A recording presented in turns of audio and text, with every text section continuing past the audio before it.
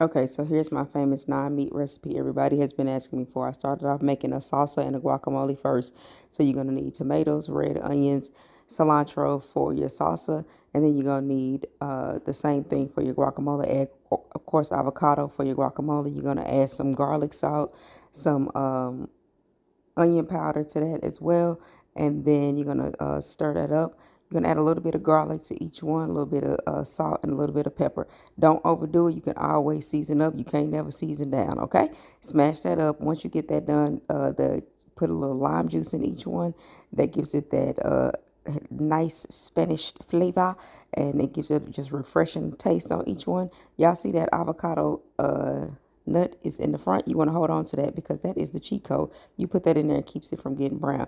Now I had a whole refrigerator full of leftover vegetables. Here's a yellow onion that I had, a half a yellow onion left over.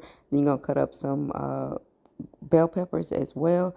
I had a red onion. I added that to it. This is really no rhyme or reason, y'all, but these are kind of the staples. So I had a small red onion. I had a small yellow onion too. I added that as well. If you got stuff in your refrigerator you want to add to this, you can, but I will keep this kind of more of a American Mexican type base. And then with the corn, so you want to do your corn, you want to wash it and all that good stuff. The cheat code for the corn, if you use a bowl, fresh corn, and you push it down, it'll land right in that bowl. Yeah, it's very easy to use. You can use canned corn if you want to as well, but you can also use fresh corn. Then you're gonna come over here to the stove, and what you want to do is all those vegetables, not the corn yet. You want to put in there. The key is this Kinder Fajita seasoning. You can use regular fajita seasoning, but the Kinders, you don't have to add any additional seasoning if you use that, in my personal opinion. I put a little bit of garlic in there, let that cook down. You're going to add a can of black beans. I use bushes, and then you want to use the rest of the fajita mix. Add the corn in, and then just kind of let that simmer, then the rest of the fajita mix. So don't use all the fajita mix from the beginning. You're kind of going to do it in 3 different phases. Let this all cook itself down.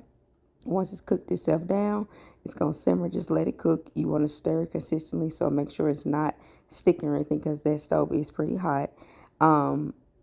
It's just a good mix. And it's really just that simple. At the very end, you want to add some lime juice onto it. So by adding in that lime juice, you want to stir it up real good.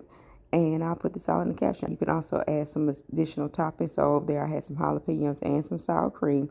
I break that lettuce apart. And then you want to just make little boats, and you put that in there. You can add a little sour cream. You want to add the salsa. You want to add the guacamole, whatever you want on there. The ultimate cheat code is the chipotle vinaigrette that you're going to make from scratch. I'll send that in a separate video, but that is actually what takes it over the top. I did learn this recipe from Instagram. I got to find a young lady so I can tag her and